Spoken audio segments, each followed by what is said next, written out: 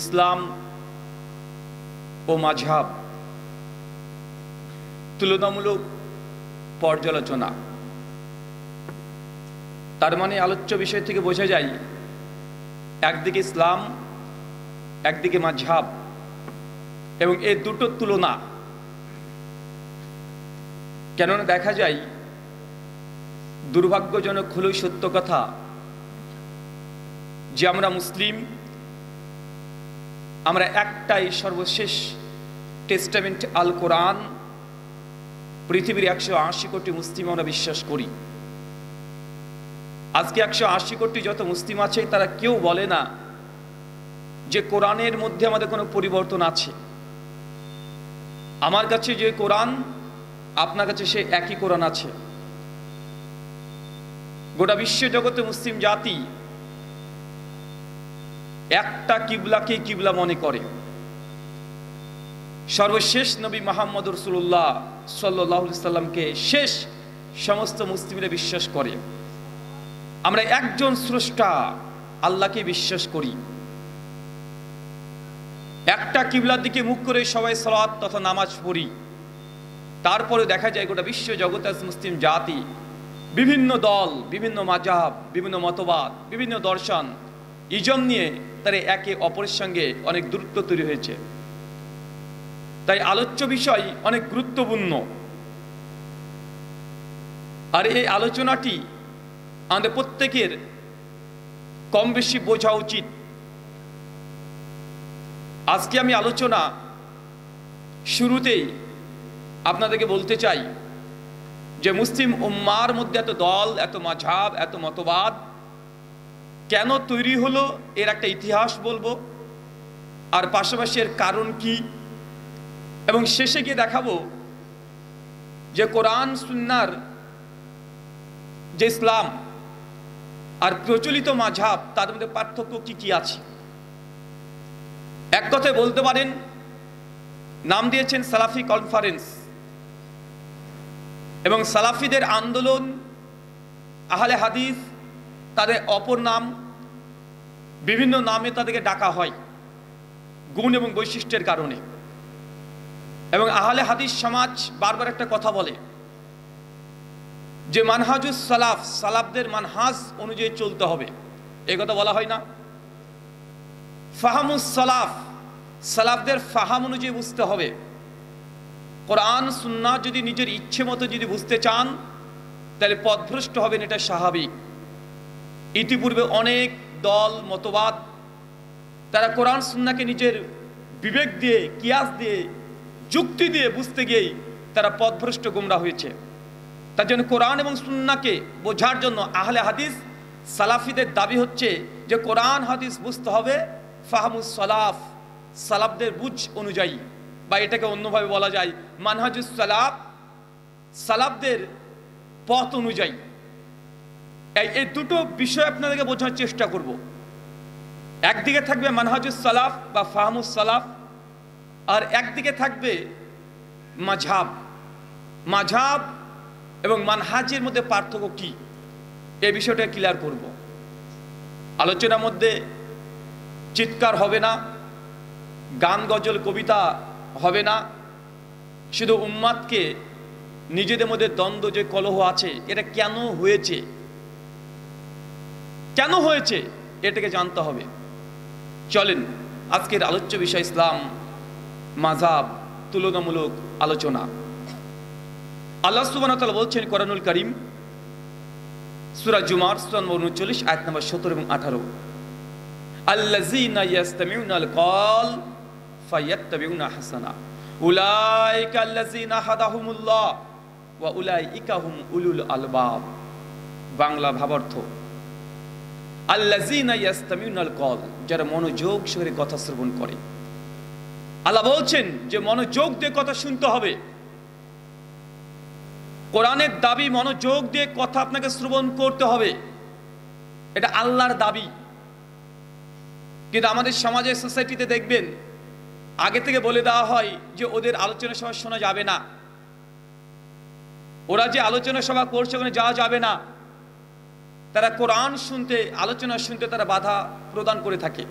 কিন্তু আল্লাহর দাবি যারা মনোযোগ ছেড়ে কথা শ্রবণ করে, ফায়াত্তাবিউনা আহসানা, আর শোনার পরে যেটা সবচেয়ে আহসান, উত্তম, বেস্ট, এটাকে গ্রহণ করার মতো হৃদয় থাকে। শুধু শুনলেই হবে না আজকের আলোচনা, হৃদয়টাকে উন্মুক্ত রাখতে হবে যে আমি শুনবো এবং শোনার পরে যেটা সবচেয়ে উত্তম এটাকে গ্রহণ করব।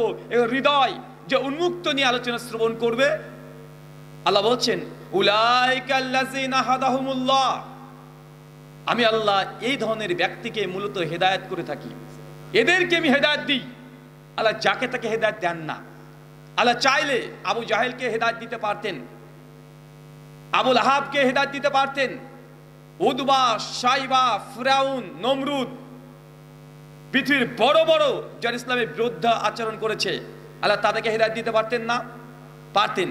কিন্তু আল্লাহ হেদায়েত পাওয়ার জন্য কয়েকটা শর্ত বেঁধে দিয়েছেন। প্রথম, যে তাদেরকে মনোযোগ দিয়ে শুনতে হবে। শুধু শোনাটাই যথেষ্ট নয়।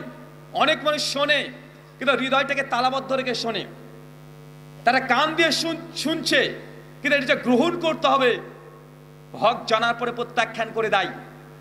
আল্লাহ তার জন্য শর্ত বেঁধে দিয়েছে আল্লাযীনা ইয়াসতামিউনাল কওল, যারা মনোযোগ দিয়ে শ্রবণ করবে, ওয়া ফায়াত্তাবিউনা আহসানা, শ্রবণ করে ক্ষান্ত নয় এবং তারা সবচেয়ে উত্তম জিনিসের অনুসরণ করবে। উত্তম জিনিস কোনটা? আমি যে কথা বলছি সেটা উত্তম না, অমুক পীর সাহেব কোনো কথা বলছে সেটা উত্তম, অমুক ঠাকুর, পণ্ডিত, পুরোহিত তারা যে কথাগুলো বলছে সেটা উত্তম। জি না, উত্তম কোনটা? হাদিসের মধ্যে ব্যাখ্যা স্পষ্টভাবে বিদ্যমান আছে। সহিহ মুসলিম হাদিস নাম্বার 850 আমি খুতবায় পাঠ করেছি, ফাইন্না খায়রাল হাদিসি কিতাবুল্লাহ, সবচাইতে উত্তম কথা কার কথা বলেন? আল্লাহর কথা। ফাইন্না খায়রাল হাদিসি কিতাবুল্লাহ, সবচাইতে দুনিয়াতে যারাই যত কথা বলুক না কেন সবচেয়ে উত্তম কথা হচ্ছে আল্লাহ সুবহানাহু ওয়া তাআলার কথা, তথা কোরআনুল কারীমে যে কথা আছে এটা হচ্ছে উত্তম কথা। ওয়া খায়রাল হাদি হাদি মুহাম্মদ সাল্লাল্লাহু আলাইহি ওয়াসাল্লাম, এরপর দুনিয়াতে সবচেয়ে উত্তম কথা অ্যালবার্ট আইনস্টাইনের নয়, স্যার আইজাক নিউটনের নয়, বড় বড় সাহিত্যিক কবিদের কথা নয়, এরপরে সবচেয়ে উত্তম কথা যদি কারো হয়ে থাকে সেটা মুহাম্মদ রাসূলুল্লাহ সাল্লাল্লাহু আলাইহি ওয়াসাল্লামের কথা। তার মানে কোরআনের এই আয়াত যে আমাদেরকে আহসানের অনুসরণ করতে হবে, উত্তম জিনিসের অনুসরণ করতে হবে। উত্তম কোনো ব্যক্তির মধ্যে সীমাবদ্ধ নয়, উত্তম কোনো নির্দিষ্ট কোনো মাযহাব নয়, নির্দিষ্ট কোনো পীর সাহেব নয়, নির্দিষ্ট কোনো সংগঠন নয়। উত্তম জিনিস হচ্ছে কোরআনুল কারীমে যা আছে, হাদিসে যা আছে সেটা উত্তম, যদিও আপনার নিজের বিরুদ্ধে চলে যায়। আমি জানি এই হাদিস শুনলে আপনাদের মনে কেমন যেন করে, কেমন একটা করে। একটা হাদিস বলি, আপনি জানেন এই হাদিস শেখ আব্দুর রাজ্জাক বিন ইউসুফ হাফিজাহুল্লাহর মুখ থেকে 34 বছর ধরে আপনারা শুনে আসছেন। কেউ যদি জেনে বুঝে 1 টাকা সুদ খায়, মায়ের সঙ্গে জেনা করলে যে পাপ হয় আপনি একাই সে পাপ করছেন। কত নিকৃষ্ট পাপ! একজন ব্যক্তি প্রতিবেশী একটা মেয়ের সঙ্গে জেনা করেছে, এটা পাপ। আরেকজন ব্যক্তি তার নিজের মায়ের সঙ্গে জেনা করেছে, এটাও পাপ। পাপের লেভেল আছে না নাই? কত নিকৃষ্ট! আমি জানি এই হাদিসটা শুনলে আপনার হৃদয়ে ধাক্কা লাগে, মুখটা কালো হয়ে যায়, ছোট হয়ে যায়, কারণ আপনি সুদের সঙ্গে যুক্ত আছেন। কিন্তু কিছুই করার নেই, এটাই হাসান, এটা উত্তম। নিজের বিরুদ্ধে গেলেও আপনাকে মানতে হবে। কিন্তু আমাদের সমাজে দেখা যায় যে না, আমরা শুনবো না। শোনা থেকে অনেক মানুষকে বিরত রাখে। চাচা বলেন তো, হেদায়েত পেতে হলে কি করতে হবে? প্রথম শুনতে হবে। আবু জাহেল, আবু লাহাব শোনে নাই। যখন আল্লাহ নবী কোরআনুল কারীম পাঠ করতেন, আবু জাহেল, আবু লাহাব তাদের সঙ্গ পাঙ্গ থেকে বাধাগ্রস্ত করতেন, খবরদার মুহাম্মদের মজলিসে কেউ যাবে না, কারণ তার কাছে করে শুনলে কোনো মানুষ ফেরত আসে না, তার ধর্ম সবাই গ্রহণ করে নাই। তার মানে না শোনা এর কার সিফাত, কাদের বৈশিষ্ট্য? আবু জাহেল, কাফের, মুশরিক, তাদের সিফাত। আর হৃদয় যদি উন্মুক্ত রাখেন, আল্লাহ বলছেন আমি তাদেরকে হেদায়েত দান করব। আমরা হেদায়েত চাই তো ইনশাআল্লাহ? আমরা হেদায়েত চাই। হেদায়েত পাওয়ার মূল মাধ্যম যে আপনাকে হৃদয় উন্মুক্ত রাখতে হবে, তালাবদ্ধ রাখা যাবে না। আবু জাহেল, আবু লাহাব, ফেরাউনের মতো হৃদয়টাকে তালাবদ্ধ করলে চলবে না। এটা যে এক শ্রেণী মানসিকতা কোরআন মাজিদে বলছে। আর এক শ্রেণী মানসিকতা কোরআনে বলছে, দেখেন সূরা বাকারা সূরা নম্বর 2 আয়াত নম্বর 77, সূরা মাইদা সূরা নম্বর 5 আয়াত নম্বর 4, সূরা জুখরুফ আয়াত নম্বর 23-24, বিভিন্ন জায়গাতে, সূরা আম্বিয়া 51 নম্বর আয়াত, বিভিন্ন জায়গাতে, কমপক্ষে 7 থেকে 8 জায়গাতে বিভিন্ন কিরাতের পরিবর্তে এসেছে। আল্লাহ বলছেন ওয়া ইযা কিলা লাহুম তাআলাউ মা আনজালাল্লাহ ওয়া ইলা রাসূল ক্বালু হাসবুনা মা ওয়াজাদনা আলাইহি আবাআনা। আল্লাহ বলছেন, হে নবী, সমাজে কিছু মানুষকে দেখবেন, যখন মানুষকে বলা হবে ওয়া ইযা কিলা লাহুম, এসো এইদিকে এসো, আপনি যখন ডাকবেন এইদিকে এসো, ওয়াইজা কিলা লাহুম তাআলাউ মা আনজালাল্লাহ, কোন দিকে? যা আল্লাহ নাজিল করছে তার দিকে এসো। কিছু মানুষকে দেখবেন চট করে দাঁড়িয়ে তারা বলবে, কলু, তারা বলবে হাসবুনা, আরে আমাদের জন্য তো যথেষ্ট, আমাদের জন্য যথেষ্ট। কি যথেষ্ট? মা আযাদনা আলাইহি আবাআনা, আর আমরা ওটা পেয়ে খুশি হয়ে গেছি, ওটাই যথেষ্ট, যার উপরে আমাদের বাপ দাদা পূর্বপুরুষদেরকে পেয়েছি। এই শ্রেণী মানুষ সমাজে আছে না নাই? এই শ্রেণী মানুষের সমাজে থাকবে, কিয়ামত পর্যন্ত থাকবে। কোরআনের আয়াত 1400 বছর আগে এসেছে। দেখেন, সেম 1400 বছর আগে অন্ধকারের যুগ, এরকম লাইট তো দূরের কথা, হারিকেনে কাঁচ আবিষ্কার হয় নাই, সাইকেল তো দূরের কথা, সাইকেলে ভল্টিউ আবিষ্কার হয় নাই। কিন্তু যুগ যত গিয়েছে, মানুষ যন্ত্র পাতি দিয়ে আধুনিক হয়ে গেছে। পৃথিবীতে বসে মঙ্গল গ্রহে ফাটল খুঁজে বেড়াচ্ছে, আছে না? কথা বলেন। যুগ উন্নত হলেও মানুষের চিন্তা চেতনা 1400 বছর আগের মতোই আছে না? নাই কথা বলেন। আছে। মানুষকে যখন সত্যের দাওয়াত নিয়ে যাবেন, মানুষকে যখন সত্য গ্রহণ করতে বলবেন, সেই সময় আবু জাহেল, আবু লাহাব, উদওয়া, সাইবা, তারা যে দোহাই দিয়েছিল, আজকের দিনে সেই সব মানুষ এখনো বিদ্যমান। তাদের চেহারার পরিবর্তন হলেও তাদের মগজ, ব্রেনের পরিবর্তন হয় নাই। তাদের মুখ দিয়ে একই কথা বের হয় বারবার, যারে তোমরা এই কথা বলছো, আরে আমাদের বাপ দাদাকে এই আমল করতে দেখেছি, এর সব নতুন জিনিস নিয়ে আসলো, যেমনটা আমাদের নবী আলাইহিস সালামকে বলেছিলেন। এই দুই কোয়ালিটির মানুষ বিদ্যমান থাকবে, এখনো আছে, ভবিষ্যতেও থাকবে। ইসলাম কি? ইসলাম যখন দুনিয়াতে এসেছিল, এটা তো নবী আদম থেকে এসেছিল। আর মুহাম্মদ সাল্লাল্লাহু আলাইহি ওয়াসাল্লামকে যখন কোরআনুল কারীম দেওয়া হয়, তার পূর্বের যুগকে কি বলা হয়? আইয়ামে জাহিলিয়া, অজ্ঞতার যুগ, মূর্খতার যুগ, বর্বরতার যুগ। মানুষ অন্ধ অনুসরণ করত, বিভিন্ন ধর্মীয় নেতা যা বলতো তাই মেনে নিত। ধর্ম নেতাদের কথাই চূড়ান্ত, দলিল প্রমাণ জ্ঞান কিছু তাদের কাছে ছিল না, যা বলতো তাই মেনে নিত তারা। ইসলাম এসেছে কোরআনুল কারীম নিয়ে, অজ্ঞতার বিরুদ্ধে। কে এসেছে বলেন তো ভাইজান? কোরআন এসেছে। তার মানে বোঝা গেল এই অজ্ঞতা বর্বরতাকে দূর করার জন্য ইসলাম মূলত ওহী নিয়ে এসেছে, ওহীর ঝর্ণাধারা দিয়েছে এই অজ্ঞতাকে দূর করার জন্য। মানে ইসলাম উল্টো ভাবে বললে হয় এক ধরনের জ্ঞান। ইসলাম এসেছে দলিল নিয়ে। কি নিয়ে কথা বলেন? দলিল। জি না, বাপ দাদা যে ধর্ম পালন করেছে, বাপ দাদা যে বিশ্বাস করেছে, সেটা প্রকৃত ধর্ম নয়, ধর্মকে বিকৃত করা হয়েছে। নবী ইব্রাহিমের দিনকে আবার দলিল দিয়ে আল্লাহ নবী প্রতিষ্ঠা করে গেছেন।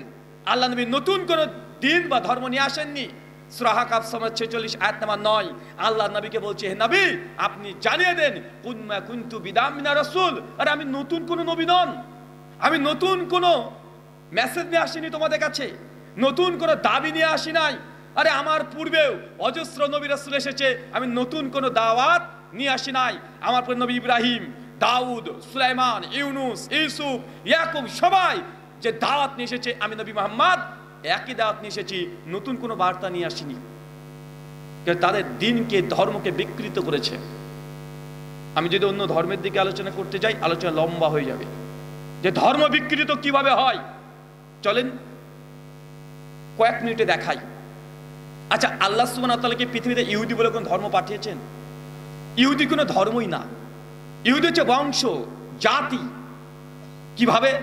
নবী ইব্রাহিম আলাইহিস সালাম তার দুজন স্ত্রী হাজেরা, সারা, সারার গর্ভে জন্মগ্রহণ করলেন ইসহাক আলাইহিস সালাম। তার সন্তানের নাম ইয়াকুব। ইয়াকুব আলাইহিস সালামের 12 সন্তান, তার মধ্যে একজন ইউসুফ, বিনিয়ামিন, 12 জন। এই যে 12 জন যে গোত্রটা আছে, এটা চিলড্রেন অফ ইসরাইল, বনি ইসরাইলে পরিচিত লাভ করলো। অপরদিকে ইসমাইল আলাইহিস সালামের বংশ থেকে দীর্ঘ 1500 বছর আল্লাহ কোনো নবী দেননি, কোনো নবী নেই। 1500 বছর পর আমাদের নবী তিনি জন্মগ্রহণ করছেন। এই যে ইহুদি কারা? ইহুদিদের আকীদা বিশ্বাস হচ্ছে এটা যে তওরাত হচ্ছে লাস্ট টেস্টামেন্ট, সর্বশেষ কিতাব, এরপরে কোনো কিতাব আসবে না। তারা অস্বীকার করে দেয়, নবী মূসার পরে কোনো নবীকে তারা মানে না। যারা এই তওরাত আর নবী মূসাকে পেয়ে ক্ষান্ত হয়ে গেছে, এরা মূলত এই বনী ইসরাইল বা ইহুদি বংশ বা ইহুদি ধর্মের আপনি বলতে পারেন। খ্রিস্টান কারা? তারা দাবি করলো ইহুদিদের মধ্যে যে না না না না, আর একটা আসমানি গ্রন্থ আসার কথা আছে, আর একজন নবী আসার কথা আছে, সেটা হচ্ছে ঈসা আলাইহিস সালাম। ইহুদিদের মধ্যে বেশ কিছু মানুষ নবী ঈসা যখন আসলেন তার দাওয়াতকে গ্রহণ করে নিলেন, তার ইনজিলকে গ্রহণ করে নিলেন। এবং ঈসাই যারা আছে খ্রিস্টান, তারা বললেন যে না, ঈসা আলাইহিস পরে, জিসাস ক্রাইস্টের পরে আর কোনো আসমানি গ্রন্থ আসবে না, আর কোনো নবীও আসবে না। তারা এখানে থেমে গেলেন। পরবর্তী সময় যখন নবী মুহাম্মদ রাসূলুল্লাহ সাল্লাল্লাহু আলাইহি সাল্লাম আসলেন, তখন ইহুদিরা যখন ঈসা নবীকে অস্বীকার করেছেন, আমাদের নবীকে অস্বীকার করে দিলেন। ঠিক খ্রিস্টানরা তারা সব নবীকে বিশ্বাস করলেন, কিন্তু সর্বশেষ নবী মুহাম্মদ সাল্লাল্লাহু আলাইহি সাল্লামকে অস্বীকার করে দিলেন। আচ্ছা বলেন তো, আল্লাহ সুবহানাহু ওয়া তাআলা তিনি যুগে যুগে জানিয়ে দিয়েছেন কার পরে কোন নবী আসবে, কি আসবে, সব জানানো আছে, কিন্তু অস্বীকার করে দিয়েছে তারা। নবীরা দাওয়াত নিয়ে এসেছে, মুজিজা দেখিয়েছে, অস্বীকার করে দিয়েছে। এইখান থেকে ধর্মগুলো তৈরি হয়েছে ধীরে ধীরে। আমাদের নবী আসলেন, দিন প্রচার করলেন, অনেকে গ্রহণ করেছে, অনেকে বর্জন করেছেন। আল্লাহ রাসূলের দুনিয়া থেকে বিদায় নেওয়ার পরেই আল্লাহ যখন দুনিয়া থেকে চলে গেলেন, সাহাবীদের একটা জামানা, মোটামুটি সেই সময়তে কোরআন এবং হাদিস, তাফসীর, ফিকহ পর্যাপ্ত পরিমাণে তারা লিখনির মাধ্যমে তারা সংরক্ষণ করেনি। কিছু কিছু হাদিসের গ্রন্থ সাহাবীরা লিখতেন ব্যক্তিগতভাবে। যেন আব্দুল ইবনে আমর ইবনে আস, তিনি সহিফায়ে সাদিকা রচনা করেছিলেন। জাবের বিন আব্দুল্লাহ, তিনিও গ্রন্থ রচনা করেছিলেন। আবু হুরায়রা রাদিয়াল্লাহু আনহুর নামে হাদিসের গ্রন্থ পাওয়া যায়, সহিফায়ে হাম্মাম বি মুনাব্বি। সাহাবীরা মোটামুটি অধ্যায় বেসিক তারা কিছু হাদিসকে লিপিবদ্ধ করতেন। তাদের প্রয়োজন ছিল না, কেন? কারণ তাদের সঙ্গে নবী মজুদ আছে। তা দেখছেন সাহাবীদের জামানা শেষ মোটামুটি 110 হিজরি। কত হিজরি বলেন তো? 110 হিজরি। এরপর তাবেঈদের যুগ চলে আসলো। এই সময় বিভিন্ন ইমাম একটার পর একটা জন্মগ্রহণ করছে। অনেকগুলো ইমাম আছে, কিন্তু আপনি যেগুলোকে চেনেন, এবং আমাদের প্রচলিত সমাজে যে 4টে মাযহাব প্রচলিত আছে, তাদের ব্যাপারটা শুধু আমি আপনাদেরকে বোঝানোর চেষ্টা করবো। এবার আসলেন পৃথিবীতে কুফা শহরে নোমান বিন সাবিত আল কুফি আল জ্যোতি, যাকে আপনি চিনেন আবু হানিফা রাহিমাহুল্লাহ নামে। তিনি জন্মগ্রহণ করলেন 80 হিজরি আর মৃত্যুবরণ করলেন 150 হিজরি। আল্লাহ নবী মৃত্যুবরণ করেছেন 11 হিজরি। প্রায় 69 বছর পর একজন বিখ্যাত আলেম, অনেকে বুঝে না যে হানাফি কি, খায় না গায়ে মাখে। হানাফি বলতে একজন ইমাম সাহেব, একজন আলেম, অনেক বড় আলেম। সেই সময় তিনি জন্মগ্রহণ করলেন, জন্মালেন 80 হিজরি, মৃত্যুবরণ করলেন 150 হিজরি। কুফাতে জন্ম, কুফাতে মৃত্যু। তিনি কোরআন হাদিস ঘেটে সেই সময় তার ইলম মোতাবেক যা আছে তিনি যে কোনো প্রশ্নের উত্তর দেওয়ার চেষ্টা করতেন। যেমন আপনারা আসেন না, আইনি সাহেবের কাছে আসছেন, বিনয় শাইখের কাছে প্রশ্ন জিজ্ঞেস করছেন, শাইখ এটার উত্তর কি হবে, এটার উত্তর কি হবে। তো সেই সময় ইমাম আবু হানিফা রাহিমাহুল্লাহ অনেক বড় মাপের একজন আলেম ছিলেন। মানুষের প্রশ্ন যেন আসতো, তিনি সেটা কোরআন সুন্নাহ যতটুকু তার বুঝ, যতটুকু তিনি জানেন, তিনি সেই সময় ফতোয়া দিতেন। এরপরে ইমাম আবু হানিফা রাহিমাহুল্লাহ একটা মাদ্রাসা খুললেন। কি খুললেন? একটা মাদ্রাসা, মানে এমনই যে মাদ্রাসা হবে এমনটা নয়, দিন চর্চার জন্য তিনি বিভিন্ন ছাত্রকে কোরআন হাদিস ফিকহ চর্চা করতে শুরু করে দিলেন। কথিত আছে 40 জন টোটাল ইমাম আবু হানিফা রাহিমাহুল্লাহর এই ফিকহি বোর্ডের মধ্যে 40 জন সদস্য ছিলেন। ইমাম মুহাম্মদ, কাজী ইউসুফ, ইমাম জুফার, আব্দুল্লাহ ইবনে মুবারক রাহিমাহুল্লাহ এবং 40 জন তার শাগরিদ। যখন কোনো প্রশ্ন আসতো তাদের কাছে, ইমাম আবু হানিফা রাহিমাহুল্লাহ একটা ফতোয়া দিতেন, তিনি যতটুকু বুঝেন কোরআন হাদিসের আলোকে। একই প্রশ্ন তার ছাত্রদের মধ্যে দিয়ে দেওয়া হতো যে এই প্রশ্ন এসছে, তোমাদের উত্তর কি? তারাও একটা উত্তর বের করতো কোরআন হাদিস থেকে, তারা চর্চা করতো সকলে মিলে। এটাকে বলা হয় ফিকহে হানাফি। কি বলা হয় বলেন তো? এটা যে ফিকহে হানাফি, একটা স্কুল অফ থট, একটা চিন্তা। এতদূর বুঝেন। 2, কিছুদিন পর 13 বছর পর আরেকজন ইমাম জন্মগ্রহণ করলেন 93 হিজরি। কত হিজরি? 93 হিজরি। ইমাম মালিক রাহিমাহুল্লাহ, তিনি জন্মগ্রহণ করলেন মদিনাতে। কোথায়? মদিনাতে। আল্লাহর নবীর যেখানে মসজিদ আল নববী আছে তার আশেপাশে তিনি জন্মগ্রহণ করলেন। মৃত্যু পর্যন্ত তিনি মদিনায় ছিলেন। তিনি যথারীতি ইলম চর্চা করলেন, অনেক বড় মাপের একজন আলেম। মদিনাতে মানুষ তার কাছে প্রশ্ন জিজ্ঞাসা করত, তিনি কোরআন সুন্নাহ অনুযায়ী যতটুকু বুঝতেন ফতোয়া দিতেন। তারও অনেকগুলো শিষ্য ছাত্র তৈরি হয়ে গেল। তাদেরকে নিয়েও তিনি একটা কমিটি গঠন করলেন, যে কোনো মানুষের প্রশ্ন যখন আসবে সেই সময় আমরা কীভাবে অ্যান্সার করব। ইমাম মালিক রাহিমাহুল্লাহ সেই সময়তে তার ছাত্রবৃন্দ নিয়ে, অনেকজন ছাত্র আছে, ইমাম কাসিম, তিনি সবচেয়ে মালিকি মাযহাবের সবচেয়ে বেশি ফতোয়াকে তিনি সংকলন করেছেন। তার বিখ্যাত গ্রন্থ আছে মুদাতুল কুবরা। ইমাম মালিকের মুওয়াত্তা মালিক আছে, নাম শোনা আছে না ভাইজান? মুওয়াত্তা মালিক যতটা না হাদিসের গ্রন্থ, তার চেয়ে দ্বিগুণ ফিকহের গ্রন্থ, ফতোয়া ফরাইজের গ্রন্থ। এটি ইমাম মালিক জন্মালেন 93 হিজরি আর মৃত্যুবরণ করলেন 179 হিজরি। ইমাম মালিকের সঙ্গে ইমাম আবু হানিফার কখনো সাক্ষাৎ হয়নি। সাধারণ মানুষ মনে করে মানে 4 মাযহাবের ইমাম 4 জন বসে এক টেবিলে বসে তারা কোরআন হাদিস ঘেটে ঘেটে কিছু বের করেছে, এমনটা নয়। তৃতীয় আরেকজন ইমাম আসলেন, ইমাম শাফিঈ রাহিমাহুল্লাহ। তিনি জন্মগ্রহণ করলেন আজকের দিন গাজা, ফিলিস্তিন। কোথায়? আজকে যেটা গাজা, ফিলিস্তিনে। মানে একজন ইমামের বাড়ি থেকে আরেকজন ইমামের বাড়ির দূরত্ব 1000 কিলোমিটার। আর সেই সময় এত এই এরোপ্লেন ছিল না, 4 চাকা গাড়ি স্পিড নিয়ে চলে যাবে এরকম ছিল না। মানে কয়েক হাজার কিলোমিটার যেতে হলে 2 মাস 3 মাস করে সময় লাগতো। ইমাম শাফিঈ আর এক প্রান্তে জন্মগ্রহণ করছেন, ফিলিস্তিন, গাজাতে। একই ব্যাপার, তিনিও পড়াশোনা করছেন, অনেক বড় আলেম। তারও ছাত্র শাগরেদ তৈরি হয়েছে, তিনিও অনেক প্রশ্নের উত্তর দিয়েছেন। তার প্রশ্নগুলোকে আলাদাভাবে জমা করা হয়েছে। এই যে শাফিঈ মাযহাব, জন্মগ্রহণ করলেন 150, মৃত্যুবরণ করলেন 204 হিজরি। এরপর আর একজন ইমাম, ইমাম আহমদ ইবনে হাম্বল রাহিমাহুল্লাহ। ইমাম শাফিঈর বিখ্যাত গ্রন্থ আছে মুসনাদে শাফিঈ, মাকতায়ে শামিলাতে খুঁজবেন পেয়ে যাবেন। এখন PDF অ্যাভেলেবেল পাওয়া যায় বইগুলো, হার্ড কপি মার্কেটে চলে এসেছে মুসনাদে শাফিঈ। আরেকজন ইমাম, ইমাম আহমদ ইবনে হাম্বল, জন্ম 164, মৃত্যুবরণ করে 241 হিজরি। 10 লক্ষ হাদিসের হাফেজ। চিন্তা করতে পারছেন? 10 লাখ হাদিসের হাফেজ। 4 ইমামের মধ্যে হাদিসের খেদমত সবচেয়ে যিনি বেশি করেছেন ইমাম আহমদ ইবনে হাম্বল রাহিমাহুল্লাহ। 10 লক্ষ হাদিসের হাফেজ। তার বিখ্যাত গ্রন্থ, আজ পর্যন্ত তার চাইতে বড় গ্রন্থ, হাদিসের এনসাইক্লোপিডিয়া বলতে পারেন, মুসনাদ আহমদ। 52 খণ্ডে বইটাকে শেখ সুহাইব বার্নতে তাহাকিক তালিক সহ ছাপানো হয়েছে। আরো প্রায় 4-5টা নুসখা এখন বর্তমান পাওয়া যায়। হাফেজ জাইনের পাওয়া যায় তাহাকিকৃত, তবে সুহাইব বার্নতে তাহাকিক বর্তমান গোটা বিশ্বজুড়ে সবচেয়ে বেশি চলছে। আচ্ছা, 4 মাযহাব বুঝতে পারলেন? এবং এটা বুঝে নেন যে 4 ইমাম একসঙ্গে কখনো এক টেবিলে বসেনি, বসে কোনো চিন্তাধারা নিয়ে তারা কোনো ফতোয়া ফরজ দেয় নাই। এই যে 4 মাযহাবের 4 ইমাম 4টে প্রান্ত থেকে তৈরি হয়েছে, তারা কোরআন সুন্নাহ যতটুকু বুঝেছে সে অনুযায়ী ফতোয়া ফরজ দিয়েছেন। আচ্ছা, আহলুল হাদিস এখানে চলে আসবে এবার, বা আমরা নিজেদেরকে, আমাদের অস্তিত্ব কখন থেকে?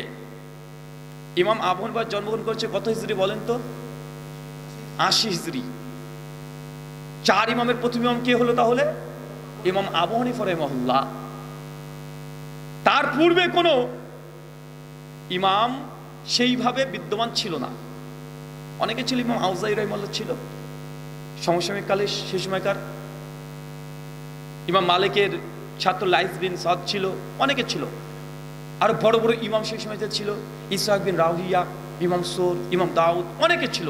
কিন্তু এই চারটে হচ্ছে মৌলিক প্রধান, যাদের ফতোয়া ফরায়েজ গ্রন্থ আকারে মার্কেটে এখনো পাওয়া যায়। আহলে হাদিস আমাদের দাবি যে সেই সময় থেকে ছিল, যেটা সাহাবী রাদিয়াল্লাহু আনহুদের জামানা থেকেই আহলাসের চিন্তা চেতনা, স্কুল অফ থট, কিভাবে শরীয়তকে বুঝতে হবে, সেই সময় থেকে এই আহলাসের যে মানহাজ, এটা নাম না থাকলেও এই চিন্তাধারা বিদ্যমান ছিল। কি ছিল বলেন তো ভাইজান? চিন্তাধারা। একটা প্রমাণ দিয়ে বুঝতে পারবেন। দেখেন, 4 ইমামের শেষ ইমামের নাম কি? ইমাম আহমদ ইবনু হাম্বল। মৃত্যুবরণ করছে কত হিজরি? 264 হিজরি। আচ্ছা, ইমাম তিরমিজি নাম শুনেছেন? জামে তিরমিজির লেখক, যারা সুনান তিরমিজি নামে পরিচিত আছে। তিনি জন্মগ্রহণ করছেন 209 হিজরি, মৃত্যুবরণ করছে 279 হিজরি। তিনি জামে তিরমিজি হাদিস না 2192 এবং 2229-এ কিতাবুল ফিতানের মধ্যে একটা হাদিস নিয়ে আসছে। মবিয়া ইবনু কুররাতা তার পিতার সূত্রে বর্ণনা করছেন, ইজা ফাসাদুল শাম ফালা খায়রি ফিকুম লা তাজালু তায়ফাতুন মিন উম্মতি মানসুরিন লা ইয়াজুরুহুম মান খাযালাহুম হাত্তা তাকুনু সাদ ক্বালা মুহাম্মদ বিন ইসমাঈলা ক্বালা আলী ইবনুল মাদিনী হুম আসহাবুল হাদিস। এই পয়েন্টটাকে মনে রাখেন। শেষ ইমাম কত মৃত্যুবরণ করছে? 264। ইমাম তিরমিজি মৃত্যুবরণ করছে কত হিজরি? 279। ইমাম তিরমিজি রাহিমাহুল্লাহ একটা হাদিস নিয়ে আসছেন নবীর পক্ষ থেকে, যে কিয়ামত পর্যন্ত একটা দল, তাইফে মানসুরা, সাহায্যপ্রাপ্ত দল, একটা হকের উপরে দল, এটা কিয়ামত পর্যন্ত থাকবে। এই দল কোন দল? কারা সেই? যে নবীর জামানায় থাকবে, সাহাবীদের জামানায় থাকবে, তাবেঈনদের জামানায় থাকবে, তারপরে প্রজন্ম থাকবে, কিয়ামত পর্যন্ত এই দল থাকবে। এই দল কখনো বিচ্ছিন্ন হবে না, হঠাৎ করে গজিয়ে যাবে না, যে আগে ছিল না পরে আসবে, এমনটা নয়। এই হাদিসের যখন ইমাম তিরমিজি লিখছেন তার জামে তিরমিজিতে 2192 নম্বর হাদিসটা খুলে দেখে নেবেন। ইমাম তিরমিজি বলছেন যে সাওয়ালতু মুহাম্মদ বিন ইসমাঈলা, আমি তখন আমার উস্তাদ ইমাম বুখারী, কে বলেন তো ইমাম তিরমিজি উস্তাদের নাম কি? ইমাম বুখারী। আমি ইমাম বুখারীকে জিজ্ঞাসা করলাম যে আল্লাহ যে বললেন যে হকপন্থী একটা জামাত, একটা দল থাকবে কিয়ামত পর্যন্ত, এই দল কোন দল? অনেকগুলো দল তৈরি হয়ে গেছে সেই সময়। 279 হিজরিতে, 38 হিজরিতে খারেজিরা বের হয়েছে, মুতাজিলা, জাহামিয়া, অনেকগুলো দল। 38 হিজরির পর থেকে এগুলো ব্যাপক হারে বাড়তে শুরু করে দিয়েছে। আহলে তাশাইয়ুদ, শিয়া, জাইদিয়া, অনেক ফিরকা। সেই সময় অলরেডি 28 হিজরির মধ্যে প্রায় না হলেও কয়েকশো দল, শাখা প্রশাখা বেরিয়ে গেছে। ইমাম তিরমিজি বলছেন তার উস্তাদ ইমাম বুখারীকে যে এই দল কোন দল? যে আল্লাহ নবী যে বললেন কিয়ামত পর্যন্ত হকপন্থী একটা জামাত থাকবে, কারা? ইমাম বুখারী বলছে, ইমাম তিরমিজি যখন ইমাম বুখারীকে জিজ্ঞেস করছে, ইমাম বুখারী বলছে ইমাম তিরমিজিকে যে এই বিষয়ে সাওয়ালতু আলী ইবনুল মাদিনী, আমি আমার উস্তাদ আলী ইবনুল মাদিনীকে প্রশ্ন করেছিলাম। তুমি যেমন আজকে আমাকে প্রশ্ন করছো তিরমিজি, আমি আমার উস্তাদ আলী বিন মাদিনীকে প্রশ্ন করেছিলাম। আলী ইবনুল মাদিনী মৃত্যুবরণ করে 166 হিজরি, ইমাম তিরমিজির ইমাম বুখারীর উস্তাদ। তার বিখ্যাত গ্রন্থ আছে মুসনাদ আলী ইবনুল জাদ। আলী ইবনুল মাদিনী তিনি বলছেন যে এই দল হুম আহলুল হাদিস, তারা হচ্ছে আহলে হাদিস। এটা তিরমিজির মধ্যে স্পষ্ট বিদ্যমান। তার মানে বোঝা গেল যে আহলাসের যে চিন্তা, ইসলামকে বোঝার যে ধারা, চিন্তাধারা, তাদের একটা স্কুল অফ থট সেই সময়তেও আগে থেকে বিদ্যমান ছিল। প্রমাণ পাওয়া যাচ্ছে কি যাচ্ছে না? প্রমাণ পাওয়া যাচ্ছে। আচ্ছা চলেন, আলোচনা গভীর করব না।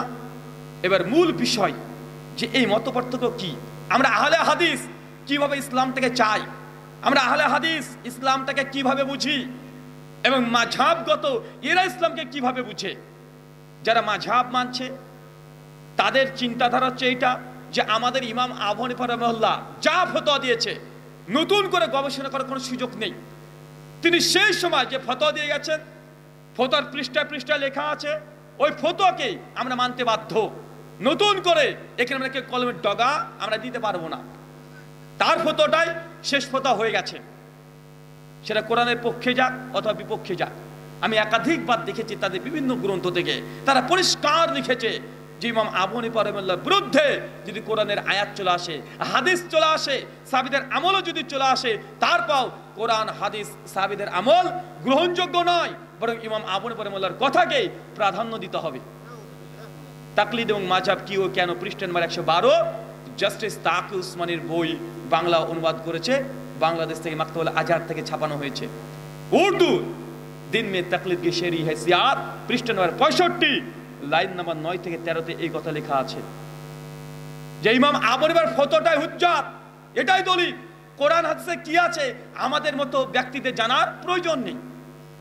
এই যে মাযহাব, যে ইমাম যা বলেছে সেটাই মানতে হবে, নতুন করে চিন্তা করার কোনো সুযোগ নেই। আর আহলে হাদিসের চিন্তা হচ্ছে এটা, তা নয় যে 4 মাযহাব আছে, 4 মাযহাবের যে জ্ঞান, 4 ইমামের যে জ্ঞান আমরা সম্মান করি, আমরা শ্রদ্ধা করি, আমরা দিন বোঝার ক্ষেত্রে তাদের সহযোগিতা নেই, তাদের ফাহেম, তাদের বুঝ আমরা সামনে রেখে আমরা এটা সিদ্ধান্ত নিই। চলেন আহলে হাদিসরা কিভাবে দিন বুঝে আপনাকে একটু বুঝিয়ে দিয়ে বার কয়েকটা মাসালা। এক, ধরেন নামাজে যখন আমরা সূরাতুল ফাতিহা পড়ি, সবাই পড়ি না? হানাফি, শাফি, মালিকি, হাম্বলি সবাই পড়ে। ইমাম শাফির মাযহাব হচ্ছে এইটা, যখন নামাজে কেউ সূরাতুল ফাতিহা কিরাতে পড়বে সেই সময়তে আউযু বিল্লাহ, বিসমিল্লাহ এরা সশব্দে পড়তে হবে। কি বলেন তো? যেন আলহামদুলিল্লাহি রাব্বিল আলামিন জোরে বলছি, আউযু বিল্লাহ বিসমিল্লাহ এটা জোরেই বলতে হবে। এটা শাফিদের মাযহাব। ইমাম শাফি এই ফতোয়া তিনি দিয়েছেন এবং গোটা বিশ্বের শাফিরা দেখবেন আউযু বিল্লাহ বিসমিল্লাহ তারা সশব্দে পড়ে। আর ইমাম আবু হানিফা রাহিমাহুল্লাহ তিনি বলছেন যে না, আউযু বিল্লাহ বিসমিল্লাহ এটা সশব্দে পড়া যাবে না, এটা মনে মনে জিহ্বা নড়িয়ে পড়তে হবে। ইকরা বিসমি নাফসিক মনে মনে পড়তে হবে। তারপরে কিরাতটা যদি সশব্দ হয় সশব্দে পড়তে হবে। এখন আহলে হাদিসরা দেখলো যে না, দেখি তো ইমাম শাফি কি কি দলিল পেশ করেছে তার মাযহাবের পক্ষে যে আউযু বিল্লাহ বিসমিল্লাহ জোরেই পড়া লাগবে। দেখলাম যে ইমাম শাফি অনেকগুলো দলিল পেশ করেছে কোরআন হাদিস থেকে, অনেক যুক্তি পেশ করেছে। এদিকে ইমাম আবু হানিফা রাহিমাহুল্লাহ কি কি দলিল যুক্তি পেশ করেছে সেটা আমরা দেখলাম। দেখার পরে দেখছি যে না, ইমাম শাফি মূলত যে দলিলগুলো পেশ করেছে প্রত্যেকটা দলিলের মধ্যে দুর্বলতা আছে। যায়িফ জামে তিরমিজির মধ্যে সশব্দে আউযু বিল্লাহ বিসমিল্লাহ বলার হাদিসও আছে, কমপক্ষে 3টে আছে। এটা প্রত্যেকটা হাদিসের হুকুম ইমাম তিরমিজি নিজে গারিব লিখে দিয়েছেন, শেখ আলবানী যায়িফ বলেছেন, ইমাম হাজার আসকানি তালখিসুল হাবির মধ্যে যায়িফুজ জিদ্দান বলেছেন, ইমাম যাহাবি প্রায় সকল মুহাদ্দিস এই হাদিসগুলোকে যায়িফ বলেছেন। আমাদের আহলে হাদিস মানহাজ অনুযায়ী দেখলাম যে না, আসলে এইভাবে ইমাম শাফি যে মাসালা দিয়েছে এই মাসালা ইমাম আবু হানিফার দলিলের চাইতে দুর্বল। এই মাসালা ইমাম আবু হানিফার যে দলিল অকাট্য, একদম সহি সূত্রে প্রমাণিত যে আউযু বিল্লাহ বিসমিল্লাহ নবী জোরে পড়তেন না। এই মাসালা দেখলাম যে ইমাম আবু হানিফা 100% হকের উপরে আছে। আমরা আহলে হাদিস কোরআন সুন্নাহ তুলনা করলাম, আলেমরা যে দলিল পেশ করেছে তুলনা করলাম, কাদের দলিল হকের উপরে, এই মাসালাই ইমাম আবু হানিফা রাহিমাহুল্লাহ হকের উপরে আছেন। আলহামদুলিল্লাহ আমাদের আহলে হাদিসের ফতোয়া এটাই যে নামাজে আউযু বিল্লাহ বিসমিল্লাহ এটা অনুচ্চ স্বরে পড়তে হবে। এতটুকু কি বুঝতে পারলেন? আচ্ছা, একটু উল্টে দিয়ে বার। এরপরে ইমাম আবু হানিফা রাহিমাহুল্লাহর মাসালা, মুক্তাদি যারা থাকবে নামাজে সূরাতুল ফাতিহা পড়বে না, এটা মাকরুহে তাহরিমি। কি বলেন তো? নামাজের সূরাতুল ফাতিহা পড়া কি মাকরুহে তাহরিমি। আমি দলিল দিচ্ছি না, শুধু তাদের ইখতিলাফ দেখাচ্ছি। আর আহসান মানহাজ কিভাবে গ্রহণ করেছে এটা বোঝানোর চেষ্টা করছি। দলিল অনেক আলোচনা হয়েছে। ইমাম আবু হানিফার নিকটে ইমামের পেছনে মুক্তাদিসরা ফাতিহা পড়বে না। আর ইমাম শাফির মাযহাব যে না, ফাতিহা পড়া ওয়াজিব, ফাতিহা পড়তে হবে, না পড়লে নামাজই কবুল হবে না। আবার ইখতিলাফ হয়ে গেল দুই ইমামের মধ্যে। আহলে হাদিসের মানহাজ কি আমরা দেখলাম। ইমাম শাফি কি কি দলিল দিয়েছে দেখি তো। সূরা ফাতিহা পড়ার পক্ষে অনেকগুলো তিন দলিল জমা করেছেন। আবার দেখলাম ইমাম আবু হানিফা রাহিমাহুল্লাহ মাকরুহের পক্ষে কি কি দলিল দিয়েছে, তিনিও বেশ কিছু দলিল দেওয়ার চেষ্টা করেছেন। সালাফি উলামারা তদন্ত করে দেখলেন যে আসলে কার দলিলটা মজবুত বেশি আছে। তো গবেষণায় দেখা যাচ্ছে এই মাসালা ইমাম শাফির যে দলিল অকাট্য, সহি সূত্রে প্রমাণিত। কিন্তু এই মাসালাই ইমাম আবু হানিফা রাহিমাহুল্লাহর যে দাবি বা তার গবেষণা একটু ত্রুটি ঘটে গেছে। দুর্বল ঘটে গেছে, তার হাদিসের মধ্যে, তার ব্যাখ্যার মধ্যে, বুঝের মধ্যে দুর্বলতা আছে। আমরা আহলে হাদিসের সিদ্ধান্ত নামাজে ইমাম হোসেন সূরা ফাতিহা পড়বে, এটাই ও হকের নিকটবর্তী। আমরা এটা প্রতি ফতোয়া দিয়েছি। কথা কি বুঝতে পারলেন? আচ্ছা, এটা আর এক জায়গা থেকে ঘুরে আসি। এটা হাম্বলি মাযহাবের সঙ্গে আমরা তুলনা করে দেখি। ইমাম আহমদ ইবনে হাম্বলের মাযহাব, তার ফতোয়া নামাজে যখন রুকু থেকে উঠবেন সামি আল্লাহু লিমান হামিদা বলে তারপর বাম হাতে পরে ডান হাত রেখে আবার বুকে পরে বাঁধতে হবে। এটা হাম্বলিদের ফতোয়া। ইমাম আবুর ফতোয়া হাতটাকে ছেড়ে দিতে হবে, ইরসাল ইয়াদাইন ছেড়ে দিতে হবে। আমরা দেখলাম ইমাম আহমেদ কি কি হাদিস নকল করেছেন তিনি তার পক্ষে। আবু হানিফা রাহিমাহুল্লাহ কি কি দলিল তিনি এসেছেন তার মাযহাবের পক্ষে। দেখছি ইমাম আহমেদ যে দলিল পেশ করেছেন মুসনাদ আহমদের মধ্যেও আছে, ওই সনদের মধ্যে দুর্বলতা আছে। যায়িফ শারীক কাজে একজন রাবি আছে দুর্বল, একটা হাদিস পাওয়া যায় যে হাত পুনর্বার বাঁধা, একটা হাদিস পাওয়া যায়। ইমাম আবু হানিফার মাযহাবের পক্ষে অনেকগুলো বেশ কিছু দলিল এবং যুক্তি, যেগুলো যুক্তিসম্মত কিয়াস, সেগুলো পাওয়া যাচ্ছে। আহলে হাদিসদের ফতোয়া যে না, ইরসাল ইয়াদিন করে দেওয়া, ছেড়ে দেওয়া, এই মাসালায় ইমাম আবু হানিফার মাযহাব 100% হকের উপরে আছে। আমরা এটা গ্রহণ করেছি। কথা কি বুঝতে পারলেন? চলে একটু মালিকি মাযহাব থেকে ঘুরে আসি। ইমাম মালিক রাহিমাহুল্লাহ তার ফতোয়া ফরজ নামাজে আল্লাহু আকবার বলে তাকবীর দিয়ে হাতটাকে বাম হাতে পরে ডান হাত আমরা যে বাঁধি, ইমাম মালিক বলছে না, বাঁধা দরকার নেই, ছেড়ে দিতে হবে, পুরোটা ছেড়ে দাও, ঝুলিয়ে দাও। ইরসাল ইয়াদাইন তাকবীর দিয়ে ইরসাল ইয়াদাইন হাতকে ছেড়ে দিতে হবে। ইমাম মালিকের মাযহাব এটা। মালিকরা এর উপরে আমল করছে দীর্ঘদিন ধরে। মুদাতুল কুবরার মধ্যে এই ফতোয়াই মজুদ আছে ইমাম মালিক থেকে, সহিহ সনদে প্রমাণিত আছে। আমরা দেখলাম ইমাম মালিক কি দলিল দিয়েছে, হাত ছেড়ে দেওয়ার কি দলিল দিয়েছে। দলিলগুলো দেখছি যে মূলত কোনো দলিলই তিনি দেননি, কয়েকটা আসার নিয়ে এসেছেন সাহাবীদের, তাও যায়িফ। আমরা দেখলাম ইমাম আবু হানিফা রাহিমাহুল্লাহ বলছেন যে না, নামাজের তাকবীর তাহরিমা দেওয়ার পরে বাম হাত উপরে ডান হাত রাখতে হবে। কোথায় রাখতে হবে এটা আলাদা মাসালা, কিন্তু হাত যে বাঁধতে হবে এটা 4 মাযহাবের 3 মাযহাবই একমত। আমরা আহলুল হাদিস, আমরা এই ফতোয়াতে আমরা কাদেরকে গ্রহণ করছি কথা বলেন? বাকি 3 মাযহাব, ইমাম আবু হানিফা, ইমাম শাফিঈ, ইমাম আহমদ ইবনে হাম্বল রাহিমাহুল্লাহ। আমরা কোনো ব্যক্তি মালিকিরা দেখছে স্বয়ং মুয়াত্তা মালিকের হাদিস আছে, নবী বাম হাতে পরে ডান হাত রাখতেন। সাল বিন সাদ থেকে হাদিস বর্ণনা আছে, মুয়াত্তা মালিকের 253 নম্বর হাদিস। তারপরে মালিকিরা আজকের দিনেও এখনো তারা এই হাত ছেড়ে দিয়ে নামাজ পড়ছে, অথচ ইমাম মালিকের মুয়াত্তার মধ্যে হাত বাঁধার হাদিস আছে। কথা বুঝতে পারলেন? এটাকে বলা হয় গোলামি করা। ইমাম যা বলেছে ওই কথার পরে আমল করা। আহলে হাদিসদের বুঝ এমনটা নয়। অনেকগুলো মাসালা দেওয়া যাবে এভাবে। ইমাম আবু হানিফা রাহিমাহুল্লাহর মতে ওযুর সময়তে নিয়াত করা জরুরি নয়। বাদাউস সানায়া প্রথম খণ্ড 19 এবং 20 পৃষ্ঠাতে লিখে রেখেছেন। হানাফি মাযহাব অনুযায়ী নামাজে ওযুর সময়তে নিয়াত করাটা জরুরি নয়, নিয়াত করার প্রয়োজন নেই।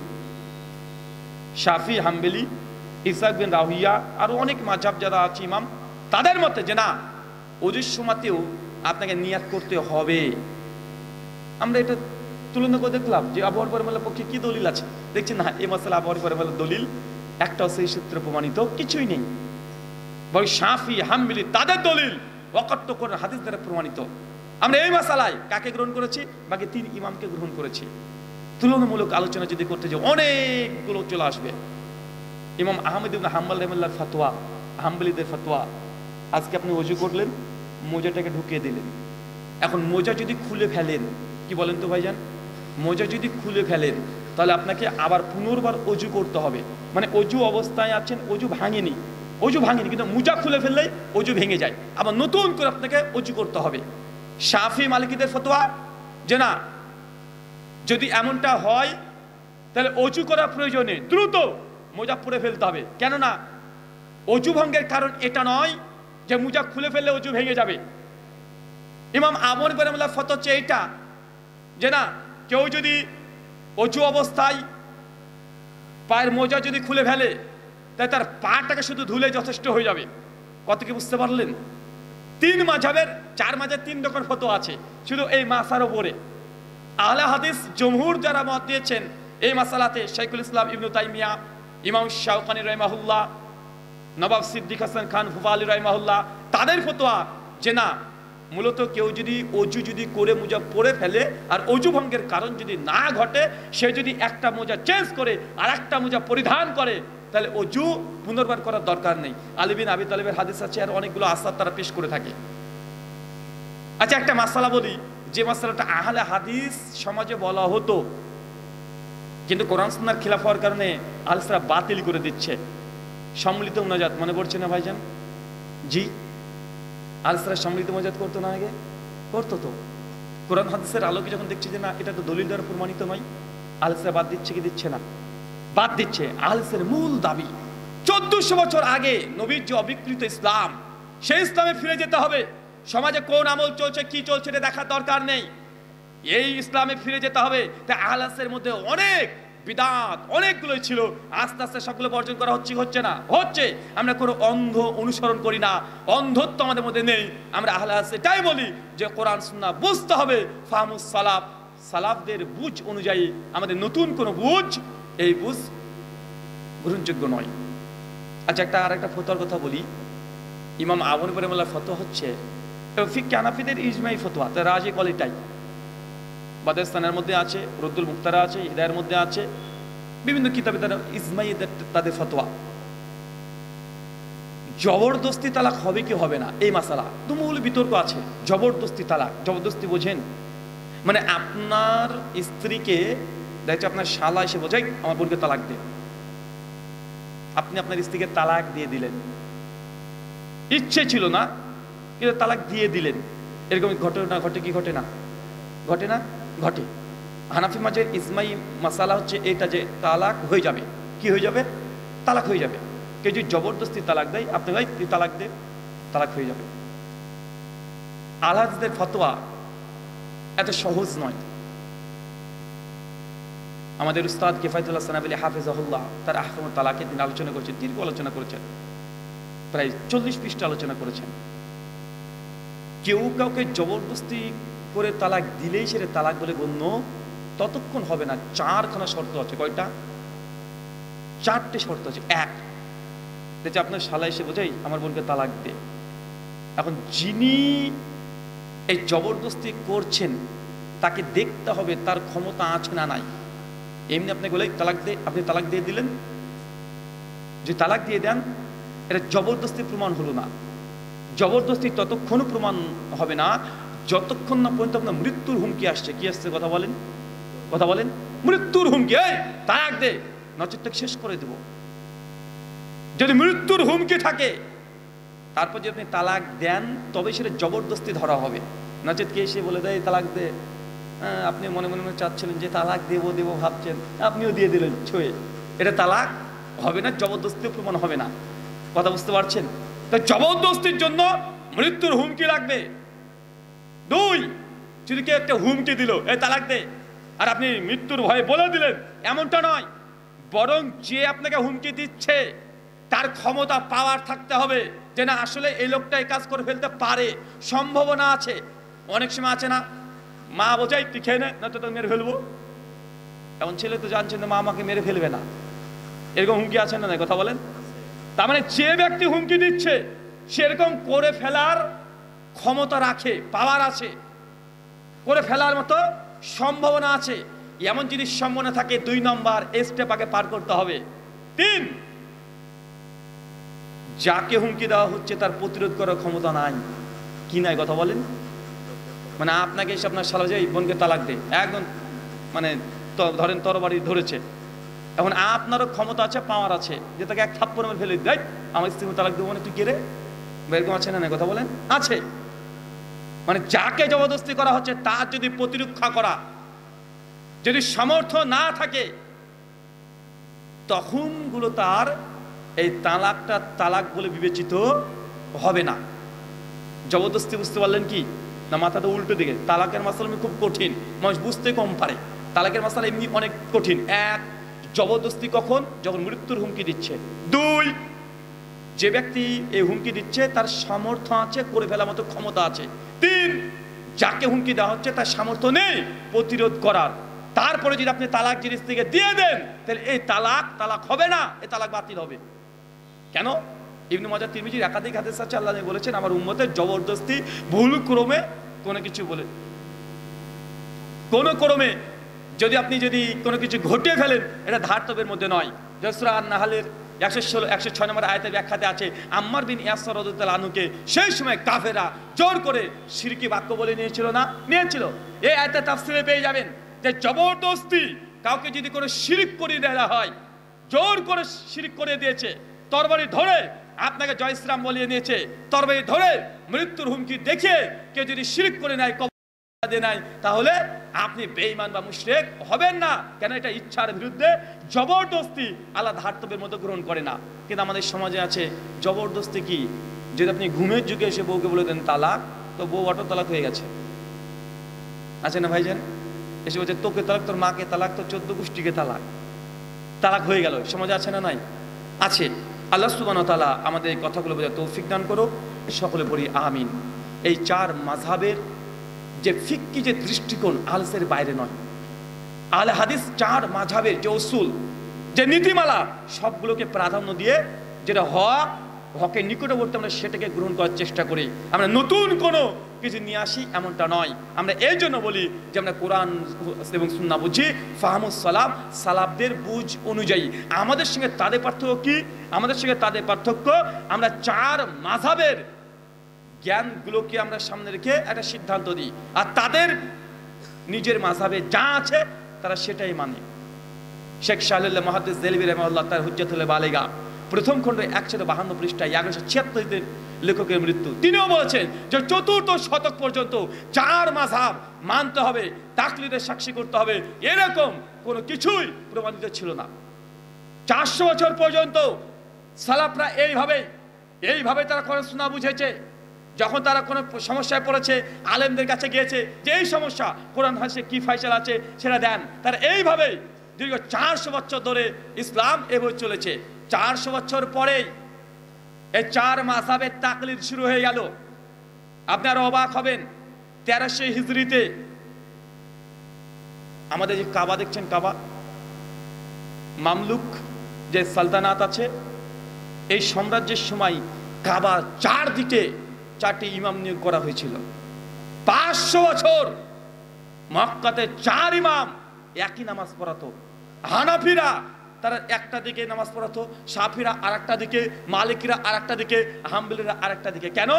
400 হিজরির পরে তুমুল লড়াই মাযহাবিদের মধ্যে।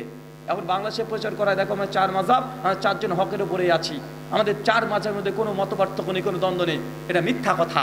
তারিখে বাগদাদ উঠিয়ে দেখেন, আল বিদায়া ওয়ান নিহায়ের মধ্যে দেখেন যে শাফিরা হানাফিদের সঙ্গে কত লড়াই।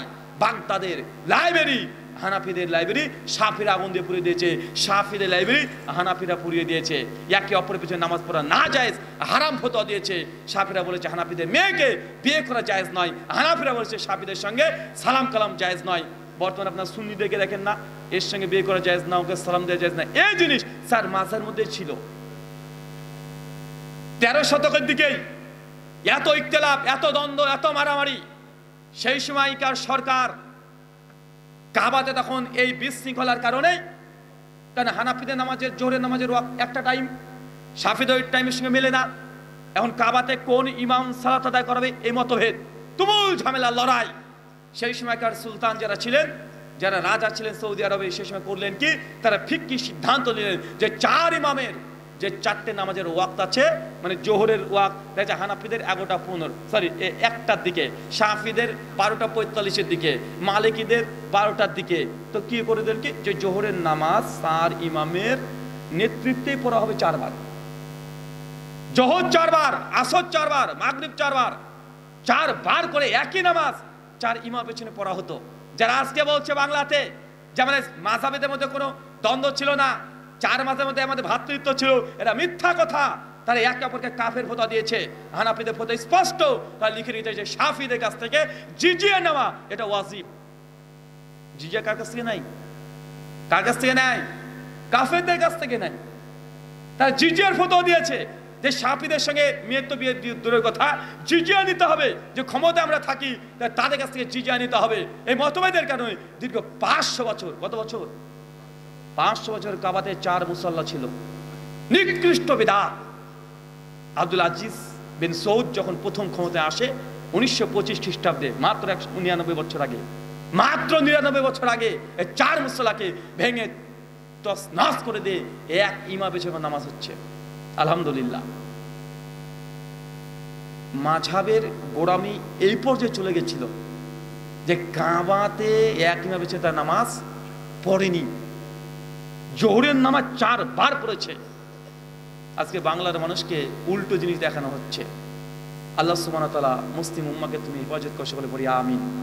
আহলে হাদিসদের শেষ একটা জাস্ট কোরআনের আয়াত, গোটা আহলে হাদিসের মানহাজ এর মধ্যেই লিপিবদ্ধ আছে।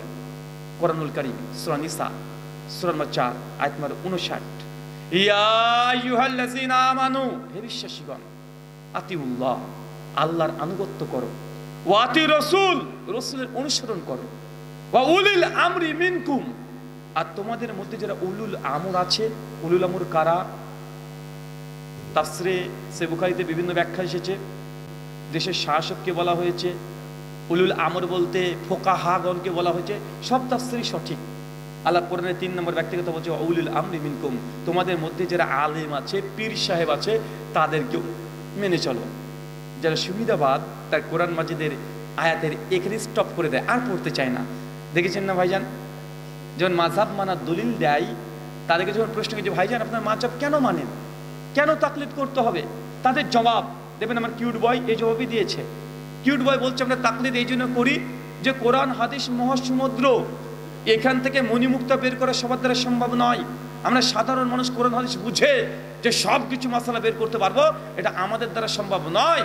এই জন্য তো মাযহাব মানি, মানে তারা কোরআন হাদিস বুঝে না, বিধায় তার যে কোনো একটা মাযহাবের ইমামের ফতোয়াকে মানছে।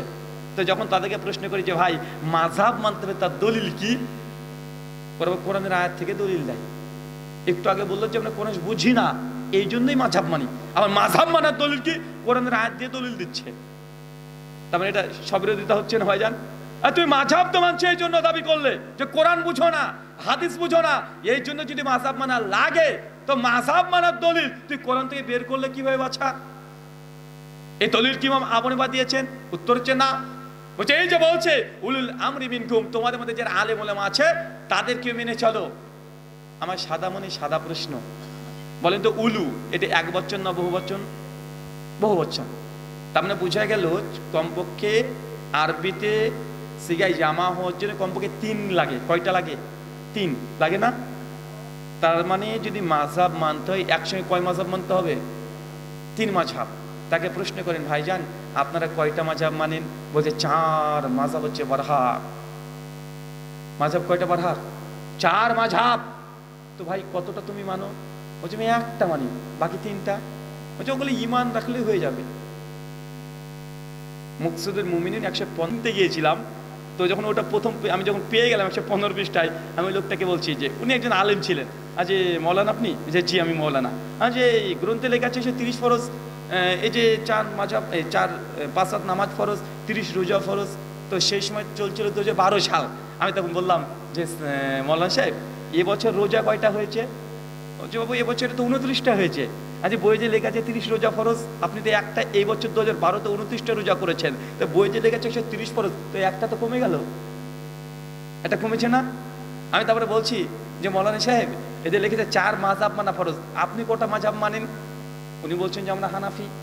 উনি মানে প্রশ্ন করছে বুঝতে পারেনি যে আমরা হানাফি মাযহাব মানি। আনছি আর বাকি 3 মাযহাব শাফি মালিক হাম্বলি। উনি তখন বলছেন যে আরে আমরা একটা মাযহাবই মানতে হয় আর বাকি 3টে প্রতি ঈমান রাখতে হয়। আজ তাহলে 130 ফরজ টিকলো কোথায়? 29 রোজা হলে 129টা হলো। আরো যদি 3 মাযহাব বাদ দিয়ে দেন, ডিলিট করে দেন, 126টা হবে। তো লিখে দেন 126 ফরজ, 130 ফরজ না। ভাই সমাজে কেমন আছে না? নাই আছে না? আমি তখন বলছি যে ভাই এই 4 মাযহাব মানা দাবিদার, যে 4 মাযহাব বারহাক, 4 মাযহাব মানা ফরজ, আপনি একটা মানছেন, 3টাকে বাদ দিয়ে দিয়েছেন। তো কেউ যদি এসে বলে যে ভাই 5 ওয়াক্ত নামাজ ফরজ, আমি 1 ওয়াক্ত পড়বো, 4 ওয়াক্ত পরে ঈমান রাখবো, আপনার ঈমান মুকাম্মাল হবে? কেন? আপনি 4 মাযহাব ফরজ বলার পরে একটা মানছেন, 3টে কেন ছেড়ে দিলেন? আপনি যদি 3টে ছেড়ে দিও যদি মাযহাবী হন, আমি 4টে ছেড়ে দিয়েছি, তাহলে আমি কেন মাযহাবী হব না? তুমি যদি আমাকে লা মাযহাবি বলো, বেটা তুমিও লা মাযহাবি, তুমি 3 মাযহাবকে তুমি পরিত্যাগ করে দিয়েছো। ভাই পরিত্যাগ করেছে কি করেনি? তুমি যদি গায়ের মুকাল্লিদ বলো, আমি তো 4 ইমামের তাকলিদ করি না তার জন্য গায়ের মুকাল্লিদ, তুমিও তো 3 ইমামের গায়ের মুকাল্লিদ, মানে 3 ইমামকে তাকলিদ করো না। সম্মানিত সুধী, এই কথা বলার মূল উদ্দেশ্য আহলে হাদিস যে মানহাজ গ্রহণ করে গেছে, এই মানহাজ দীর্ঘ 400 শতক পর্যন্ত এই মানহাজেই সালাফরা চলে গেছে। 400 বছর পরেও এই হানাফি, শাফি, মালিকি, হাম্বলি 4 মাযহাবের তাকলিদ শুরু হয়েছে যে আমাদের ইমামকে মানতে হবে, বাকি কারোর দিকে যাওয়া যাবে না। এটা 400 বছর পর্যন্ত ছিল না। আর আল্লাহ নবী বলেছেন জান্নাতি দল, হকপন্থী দল কারা? তাইফে মানসুরা কারা? লা তাজালু তাইফাতুন মিন উম্মতি মানসুরিন, লা তাজালু, হকপন্থী জামাতটা ধারাবাহিকভাবে থাকবে, সব সময় থাকবে। এই মানহাজ দৃষ্টিভঙ্গি সব সময় থাকবে। এখন বলে তো ইমাম আবু হানিফার জন্মের পূর্বে হানাফি বলে কোনো মাযহাব ছিল? ইমাম শাফির জন্মের পূর্বে শাফি ছিল? ইমাম মালিকের পূর্বে, ইমাম আহমদের পূর্বে? তা যারা বলছে যে আমাদের মাযহাবটাই হক, বাকি সব বাতিল, তো ইমাম আবু হানিফার জন্মের আগে তো কোনো মাযহাবই ছিল না। কেউ যদি বলে যে আদম আলাইহিস সালামের পূর্বে মানুষ ছিল, সে মানুষ না পায়জামা? হ্যাঁ? আর ইমাম আবু হানিফার পূর্বে তো কোনো হানাফি মাযহাব ছিল না। তো 69 বছরটা যে সময় ফাঁকা ছিল, সেই সময় কি মানা হতো? সেই সময় কি মানতো? কোরআন এবং হাদিস। কোরআন হাদিসের বিরুদ্ধে যদি সাহাবীদের সঙ্গে দ্বন্দ্ব লেগে গেছে, এক সাহাবীকে মানেনি, পরিবর্তন করে দিয়েছে, বাতিল করে দিয়েছে, অনেক দৃষ্টান্ত আছে। একটা দিয়ে আলোচনা শেষ করব। 26 নম্বর হাদিস, ওমর ইবনুল খাত্তাবের কাছে একজন শামবাসী সিরিয়া থেকে একজন এসে বলছে, ওমর হজে তামাত্তু জায়েজ না না জায়েজ? ওমর বিন খাত্তাব ইসলামের খলিফা, তিনি বলছেন আরে হজে তামাত্তু না জায়েজ, করা যাবে না।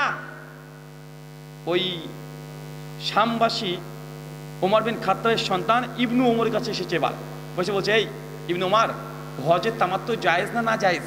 ইবনু ওমর বলছে জায়েজ। প্রশ্ন করে চট করে, তোমাকে মানবো না, তোমার বাপকে মানবো? তোর বাপ বলছে না জায়েজ, তুমি বলছো জায়েজ। ওমর ইবনুল খাত্তাবের সামনে যখন এই কথা বলেছে, সেই সময় ওই প্রশ্নকারী বলছে যে তোমাকেও মানবো না, তোমার বাপকেও মানবো না। ইবনু ওমর বলছে যে আল্লাহর নবী হজে তামাত্তু করেছে। ওই সাহাবী তখন বলছে যে তোমাকেও মানবো না, তোমার বাপকেও মানবো না, আল্লাহর নবী যে আমলটা করেছে সেটাকে আমি গ্রহণ করব। অনেক দৃষ্টান্ত আছে যে সাহাবীদের মধ্যে দুজনের মধ্যে স্ববিরোধিতা চলে এসেছে, কিন্তু মানার সময় তারা কোরআন হাদিসের দিকে তারা প্রত্যাবর্তন করেছে। শাইখুল ইসলাম ইবনে তাইমিয়া রাহিমাহুল্লাহ এই বিষয়ে গ্রন্থ রচনা করা আছে, আপনার গ্রন্থগুলো পড়তে পারেন।